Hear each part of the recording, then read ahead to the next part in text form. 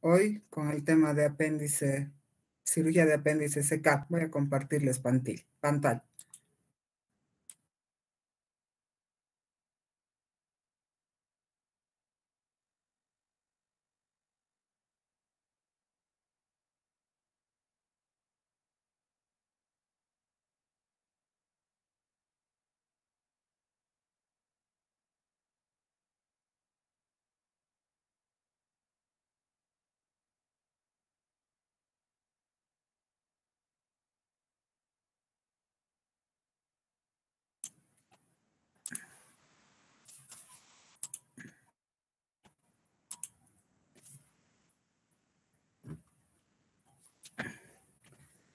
Bien, el tema de hoy, como les adelanté, cirugía del apéndice secal.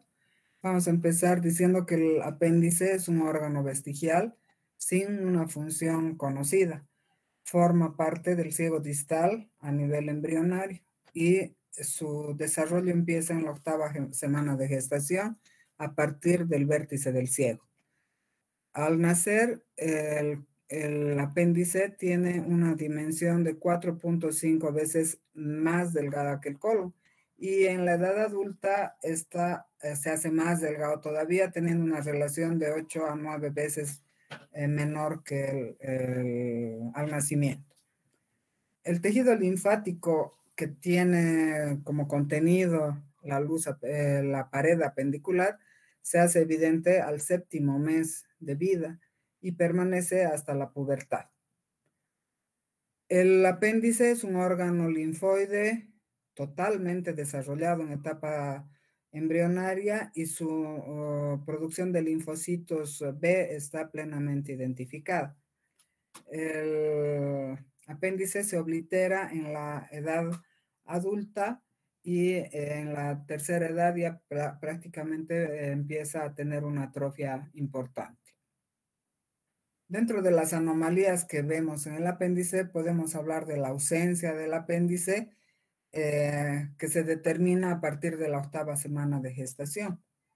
El apéndice ectópico, el apéndice que puede ser también al lado izquierdo cuando se presenta la transposición visceral y la duplicación del apéndice.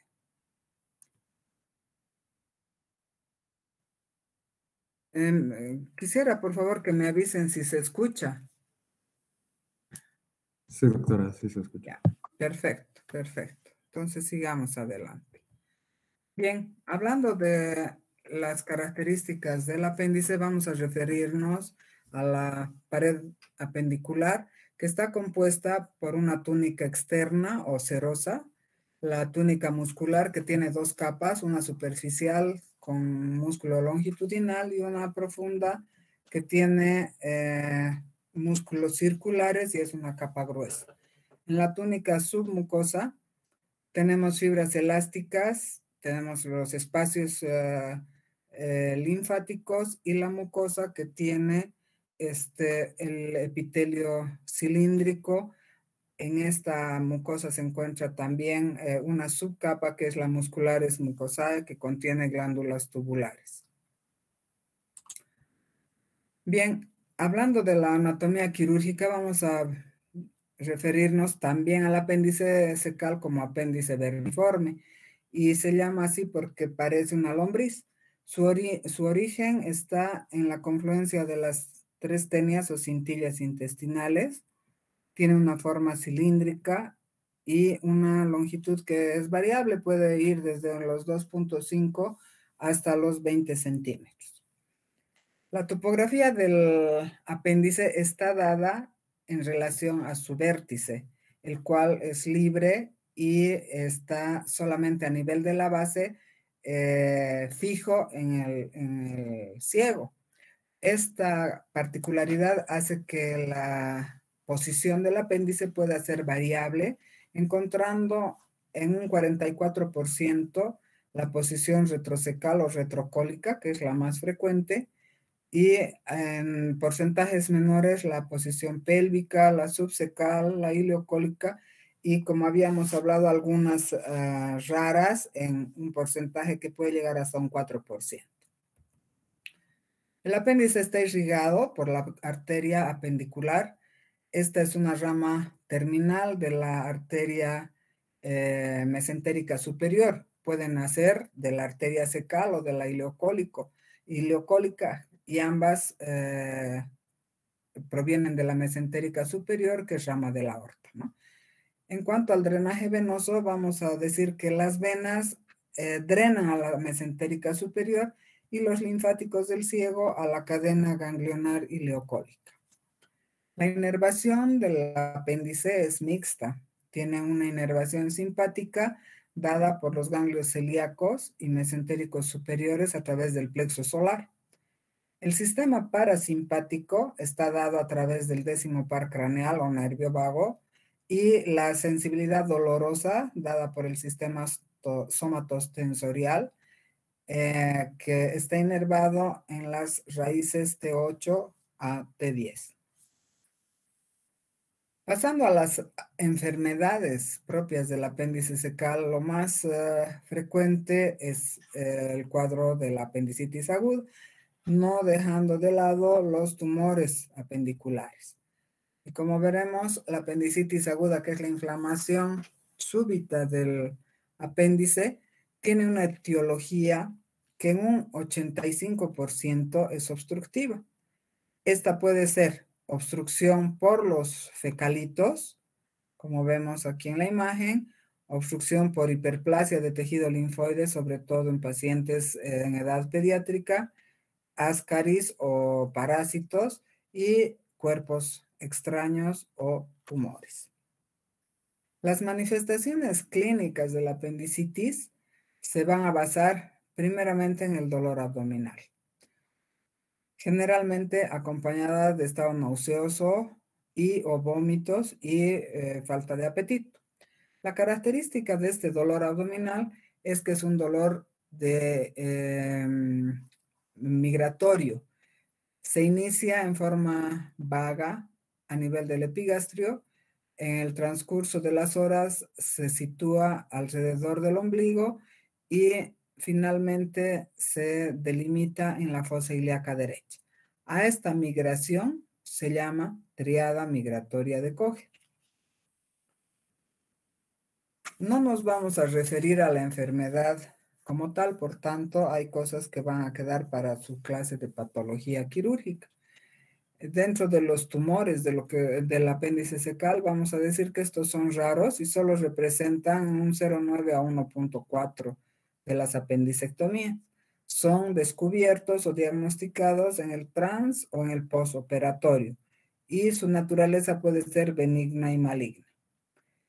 A nivel de las neoplasias del tracto gastrointestinal, las neoplasias del apéndice solamente representan un 0,5%. Dentro de los tumores malignos, el más frecuente es el tumor carcinoide, que con mucho llega hasta un 85%. Afortunadamente, el adenocarcinoma, que es más grave, se presenta entre un 4 al 6%, y en menor proporción los cistadenocarcinomas. Dentro de los tumores benignos, el mucosele o cistadenoma mucinoso, los leiomiomas y los linfomas son los que podemos tener en nuestro arsenal de diagnósticos. Las enfermedades o el manejo de la patología apendicular se realiza a través de la cirugía, y esta puede ser abierta o laparoscópica. Vamos a referirnos a la apendicectomía al hablar de lo que es la ablación o la exéresis de este órgano, y cuando lo hacemos en forma convencional podemos echar mano de varios tipos de incisiones, como la incisión mediana infraumbilical, la incisión paramediana derecha, la incisión clásica, la de McBurney, y la incisión de Rocky Davis. Vamos a hacer referencia a algunas de estas. La más frecuente y la clásica para operar un apéndice inflamado es la incisión de McBurney. Esta se realiza a través de la localización de ciertos puntos anatómicos, como son el ombligo a nivel de la línea alba y la espina ilíaca anterosuperior. Se traza una línea entre estos dos puntos, Y en la unión de los dos tercios internos con el tercio externo se encuentra el punto de McBurney. Una vez ubicado este punto, se traza una incisión que abarque 2 centímetros en sentido caudal y 1 centímetro en el sentido cefálico. Esa es la incisión de McBurney, que es una incisión específica para patología de fosa ilíaca derecha, sobre todo para apéndice. Otra incisión que es muy útil en la cirugía del apéndice es la incisión de Rocky Davis. Esta es una incisión que a nivel cutáneo abarca más o menos unos 3.5 a 4 centímetros. Es una incisión transversa y sus límites anatómicos son la espina ilíaca anterosuperior y el punto de McBurney. Esta es una incisión estética, es una incisión muy anatómica y es funcional, nos permite un acceso rápido al apéndice y una prolongación en caso de ser necesario. Otra incisión útil es la incisión de Halagier-Battle. Esta es una incisión vertical, es una incisión paramediana rectal externa. Necesita que se localice el músculo recto anterior del abdomen, del lado derecho.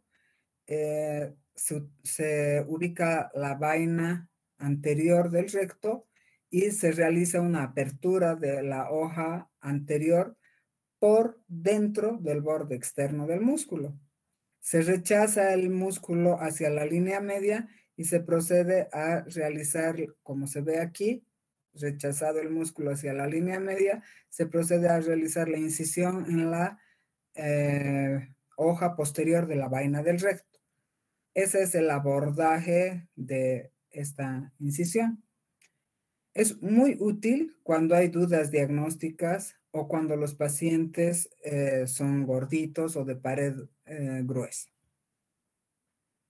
Una vez que nosotros decidimos una incisión para el abordaje o para la realización de esta cirugía, iniciamos la cirugía con la diéresis de la pared abdominal. Entonces, la diéresis va a abordar los planos cutáneo, el tejido celular subcutáneo, la vaina anterior del recto. Generalmente las incisiones deben respetar las fibras musculares, no seccionando los músculos, sino retrayéndolos en el sentido de sus fibras. Y en el caso del apéndice no es la excepción. Entonces uno cuando llega al plano muscular debe rechazar los músculos, seccionar o incidir la vaina posterior, el plano peritoneal hasta llegar al área cecal. Generalmente lo que debemos tratar de hacer es una apendicectomía típica. Es una apendicectomía arreglada, se llama técnica de Halsted y los pasos que a continuación vamos a ver son pasos normados para la realización de esta cirugía. Entonces vamos a volver con lo que es la incisión y la diéresis de la pared abdominal y los pasos ya de la técnica en sí son la exploración del apéndice, la ligadura del mesoapéndice y de la arteria apendicular, la tripsicoprostasis, la sección del apéndice, el tratamiento del muñón apendicular y la síntesis de la pared abdominal.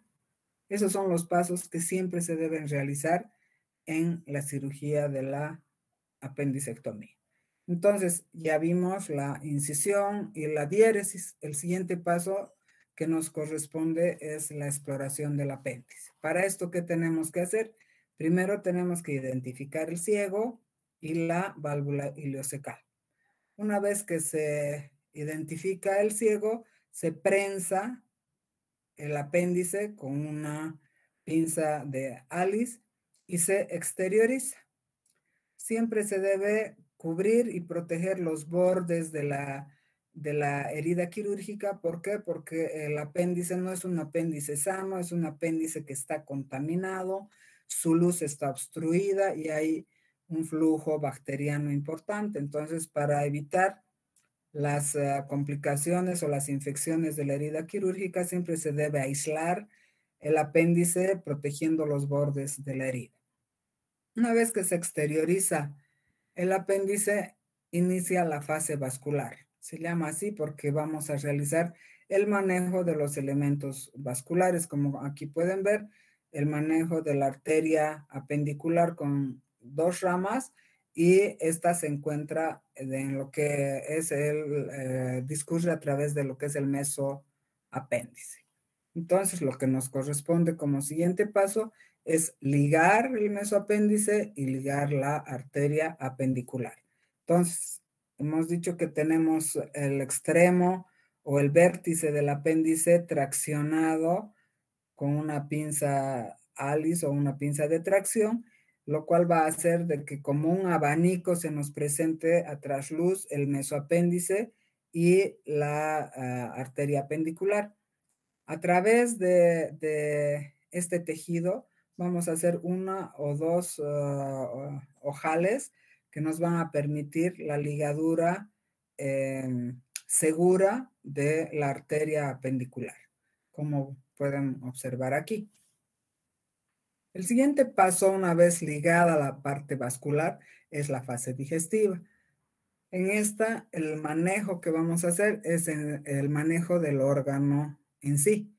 Para esto vamos a empezar traccionando el apéndice y utilizando una pinza que nos va a servir para prehensión o coprostasis.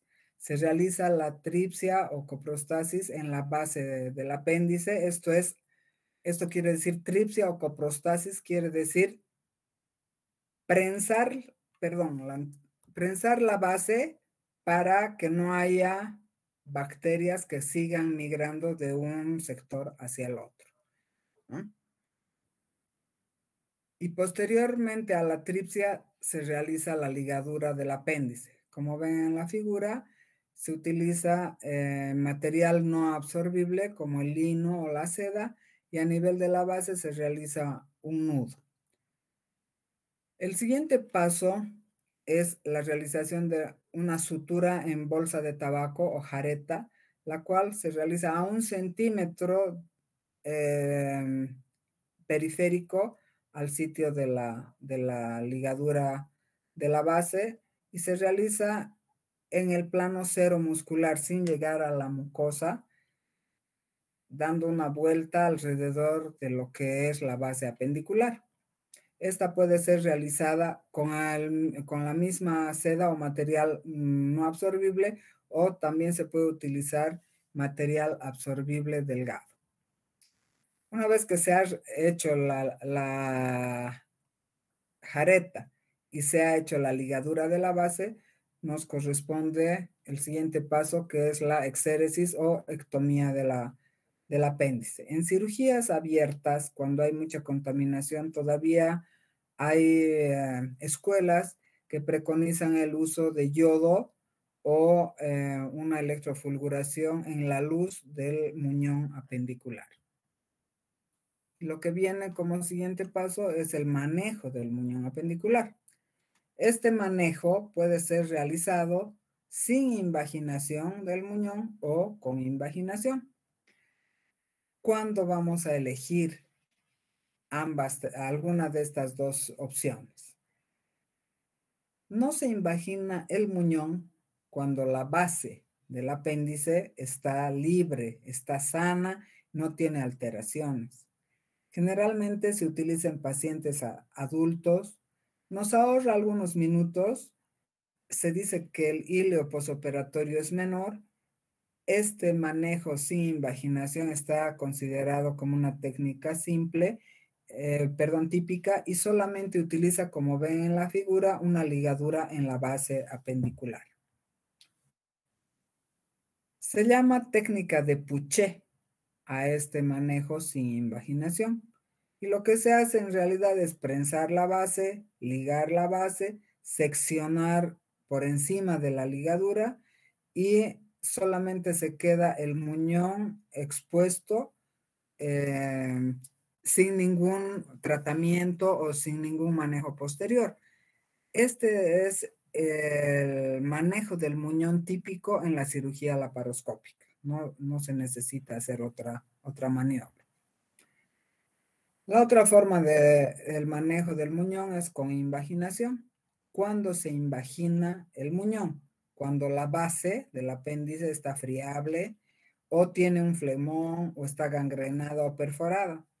Y generalmente esta es la técnica que se recomienda para pacientes pediátricos.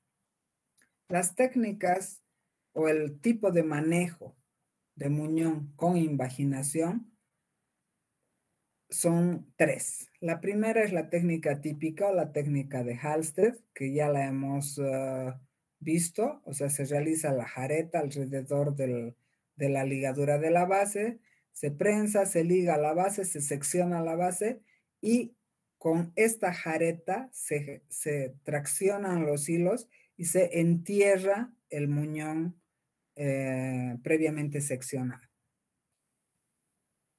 Otra técnica de manejo con invaginación es la técnica de Zuckerman o la Z de Zuckerman. ¿Qué diferencia tiene con la jareta? La jareta es una sutura que se hace alrededor de la base apendicular. La Z de Zuckerman toma en un lado un punto donde ingresa la aguja y sale en el mismo lado y cruza hasta el borde opuesto y realiza el mismo procedimiento, haciendo en realidad una Z. Se entierra la base apendicular traccionando, jalando estos cabos de la sutura y queda el muñón absolutamente enterrado. Esta técnica de Zuckerman es la que más se utiliza en pediatría y también se puede realizar en pacientes adultos en cirugía abierta y cuando la base apendicular tiene alguna alteración. La otra técnica con invaginación es la técnica de Parker-Kerr. En esta la diferencia es de que no hay ligadura. Esta técnica se utiliza cuando la base del apéndice está necrosada o perforada, cuando la base del apéndice es muy ancha y una ligadura no nos va a dar suficiente seguridad de que haya una oclusión o una obliteración de la luz del ciego. Entonces, ¿qué es lo que se hace? En lugar de hacer una ligadura, se secciona, se liga la base, se secciona y se realiza la ablación perdón, no se liga esta base, se secciona el apéndice y se realizan puntos borde con borde, como se ve aquí, para enterrar el muñón apendicular. En esta se tiene como premisa lesión de la base del apéndice o base del apéndice ancha, de más de 1,5 centímetros. Bien, una vez de que hemos realizado estos pasos, el siguiente paso es el cierre o la síntesis de la pared abdominal, que debe ser hecha por planos, iniciando por el peritoneo, para el cual se utiliza sutura absorbible con puntos separados o surjet. Hay escuelas que no realizan el cierre del peritoneo. Antiguamente se decía que el peritoneo se debe cerrar para evitar la adherencia de las asas intestinales a la pared abdominal, pero se ha visto que en estudios que el peritoneo cicatriza en 4 a 6 horas, por lo tanto no es necesario el cierre del peritoneo. La aponeurosis es imprescindible cerrar porque es la cincha abdominal, es la que nos va a dar la tensión y se debe realizar con sutura absorbible con puntos separados o surjet continuo. Y por último, la piel, en la cual se utiliza material no absorbible delgado. Desde el año 1983 tenemos en el arsenal del manejo quirúrgico la apendicectomía laparoscópica. el doctor Kursem, que es un ginecólogo en Alemania, el año 1983, ya propuso esta técnica del manejo quirúrgico de la apendicectomía a través de la técnica laparoscópica. En esta tenemos ciertas variaciones y ciertas similitudes. Dentro de lo que es el manejo del paciente, la posición en la que debe estar ubicado es el decúbito supino, con los brazos unidos al cuerpo. El monitor que se utiliza para la cirugía generalmente está localizado hacia los pies del paciente. Puede estar en una técnica francesa, o sea, con los pies separados, o una técnica americana en la cual ambas extremidades inferiores están juntas. Se debe colocar una sonda vesical y una sonda nasogástrica de acuerdo a la escuela y a la comodidad del paciente. La técnica para la cirugía laparoscópica es poner al paciente en posición de Trendelenburg con cierta inclinación a la izquierda, y lo primero que se requiere es la creación del neumoperitoneo con una presión de 14 milímetros de mercurio. Las técnicas para lograr el neumoperitoneo pueden ser cerradas a través del uso de la aguja de Veress o la técnica abierta, valiéndonos de lo que es el trocar de Jasón. Entonces, accedemos a la cavidad con esta, que es la aguja de Veress. Es una aguja más o menos de 15 a 20 centímetros de longitud. En la parte posterior tiene una cámara para comprobar la permeabilidad y el ingreso del líquido antes de iniciar la insuflación con el CO2. Esta es la aguja que se utiliza para la técnica cerrada. ¿Cuándo se hace la técnica cerrada? Cuando los pacientes no tienen cirugías previas, cuando no tienen una pared muy gruesa, cuando se supone que no tienen adherencias. A diferencia de esta, la técnica abierta se va a valer de este aditamento que es el trocar de Jasón. Este es un instrumento que se va a localizar previa incisión en la región periumbilical, más o menos de unos 12 a 15 milímetros, y el acceso es a cielo abierto, o sea, nosotros tenemos que abrir toda la pared abdominal hasta el peritoneo y introducir este trocar. Entonces aquí les ejemplifico la forma en la que se utilizan ambas técnicas. Para la técnica cerrada con la aguja de Veress, lo que se hace es hacer una incisión dérmica de 12 milímetros y solamente abarca la piel y el tejido celular subcutáneo, y se introduce en forma vertical la aguja de Veress hasta atravesar el peritoneo.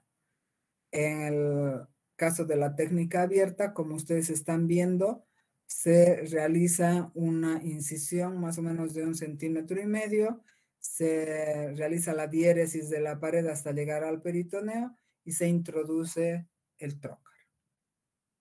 Entonces, una vez que tenemos ya creada la vía de acceso a la pared, nos corresponde la insuflación del dióxido de carbono. Este es un gas inerte, es incoloro, no inflamable, es muy soluble en el plasma, es un gas muy barato, se elimina en forma rápida y a través de la ventilación pulmonar. Puede alcanzar una presión de 15 centímetros de mercurio, insuflando 4 a 6 litros de CO2 por minuto. Y para mantener esta presión entre 10 a 15 milímetros de mercurio, necesitamos un flujo de 200 a 400 cc por minuto. Con eso podemos realizar una cirugía segura. Entonces, para la apendicectomía laparoscópica necesitamos ciertas condiciones, como ya hemos visto. Para la creación del neumoperitoneo necesitamos el gas, necesitamos un monitor y los trócares. Entonces, los trócares son 3 trócares generalmente, salvo pacientes muy obesos o que requieran por alguna particularidad anatómica la colocación de un cuarto trócar. El primer trócar, que es por donde se introduce la óptica, siempre o casi siempre es de 10 a 12 milímetros. Los segundos trócares, segundo, tercero o segundo, tercero y cuarto, generalmente son trócares de 5 milímetros. Entonces, habiendo colocado el primer trócar a nivel umbilical con un diámetro de 10 a 12 milímetros, el segundo trócar se lo coloca en la fosa ilíaca izquierda y el tercer trócar en la región suprapúbica. Tenemos alternativas a esta triangulación de los trócares. Podemos colocar en la fosa ilíaca y suprapúbica o los 2 trócares en la fosa ilíaca o los 2 suprapúbicos con una separación de 2 centímetros. Y como les decía, en pacientes obesos, un trócar adicional que se llama retractor. Entonces aquí tenemos una figura en la cual vamos a ver la posición en la que deben ir los trócares.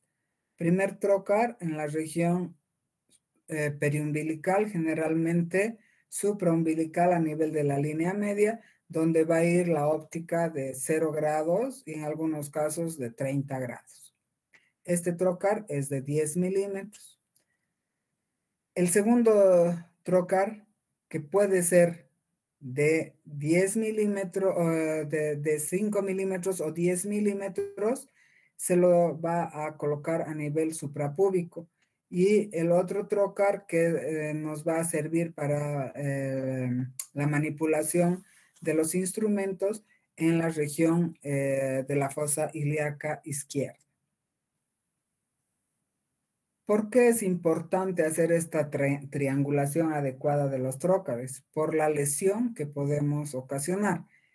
Generalmente a nivel periumbilical podemos lesionar la aorta, la cava y los vasos ilíacos. En el trócar epigástrico, las arterias epigástricas.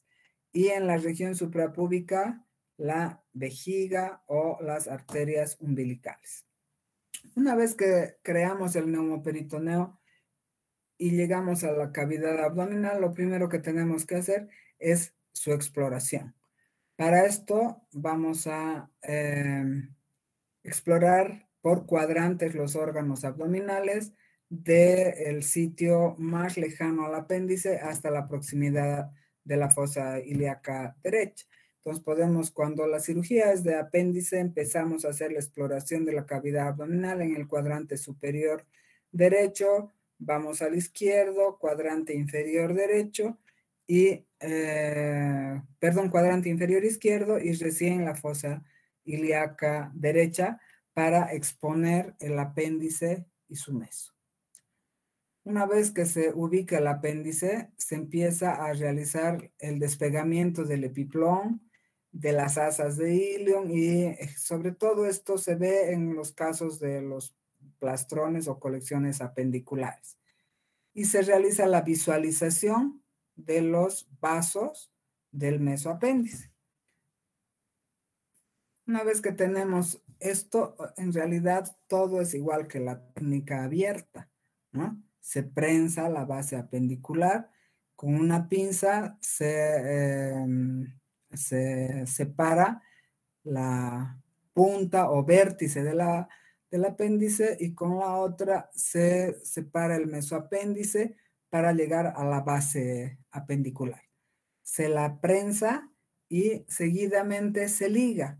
La ligadura del apéndice en la cirugía laparoscópica puede ser a través de una sutura, por aplicación de clips o de engrapadora, sobre todo cuando las bases están muy inflamadas, ¿no? Entonces aquí, por ejemplo, estamos haciendo la ligadura a través de un endoloop, que son suturas que ya vienen prefabricadas. Uno las introduce a través de la longitud del apéndice hasta llegar a su base y las aprieta. Es un nudo que ya está hecho, que se aprieta en forma extracorpórea.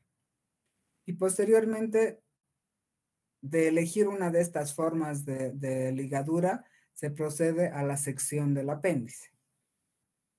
Como les he dicho, en la cirugía laparoscópica no se realiza la invaginación del muñón. Se deja, como se está viendo aquí, el muñón libre. Y posteriormente se procede al retiro del apéndice previo embolsamiento de la misma, ¿no? Entonces se van a poner 2 trócares que se estén mirando o que estén en la posición para ubicar la bolsita y poder introducir el apéndice. De esta manera, una vez que el apéndice está embolsado, se produce al lavado de la cavidad. Los lugares de rigor para realizar el lavado son el fondo de saco de Douglas y los espacios parieto cólico derecho y la región subhepática. Realizado el lavado, se procede al retiro del apéndice a través de el puerto de 10 milímetros. ¿Qué ventajas tiene la cirugía laparoscópica? Se ha visto que en pacientes obesos, en pacientes complicados, la tasa de infecciones de la pared abdominal es menor. El resultado cosmético o estético, por supuesto que es mejor. El dolor posoperatorio es mínimo en relación a la cirugía abierta. Se ha visto que los abscesos intraabdominales no tienen diferencia entre ambos abordajes. La estancia hospitalaria en la cirugía laparoscópica es menor. La restitución laboral es más precoz. Se puede ver en forma óptima todos los órganos intraabdominales y tiene la misma seguridad. Antes se decía que la cirugía laparoscópica no era adecuada para operar apéndice y se ha visto que la seguridad que tiene la cirugía laparoscópica es la misma que la cirugía abierta. Y así como hay ventajas, también tenemos desventajas, entre las cuales podemos decir que la cirugía laparoscópica tiene un costo elevado. El material que antes era solamente desechable, ahora ya se tiene material reusable, que aunque es algo más caro, digamos, no es prohibitivo para tenerlo dentro de nuestras posibilidades quirúrgicas. El tiempo quirúrgico sí es mayor que en la cirugía abierta y, como ya dijimos, la incidencia de abscesos intraabdominales puede ser mucho mayor cuando la cirugía está complicada.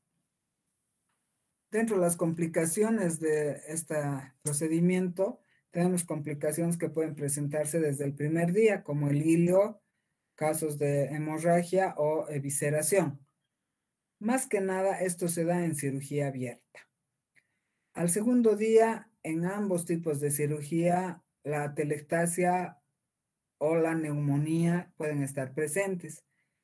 A partir del tercer día podemos tener fístulas o dehiscencia del muñón apendicular.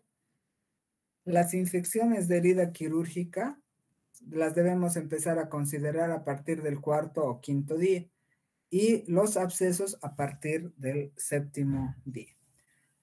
Dentro de las complicaciones tardías, llamamos complicaciones tardías aquellas que se presentan a partir del 10º día, como son las adherencias y las bridas. Las complicaciones de la cirugía laparoscópica en sí se deben al neumoperitoneo y a la introducción de los trócares.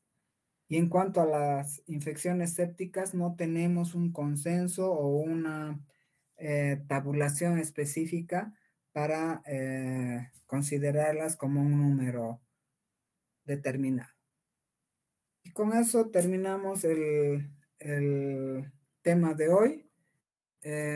Agradezco mucho su atención y los espero la semana que viene.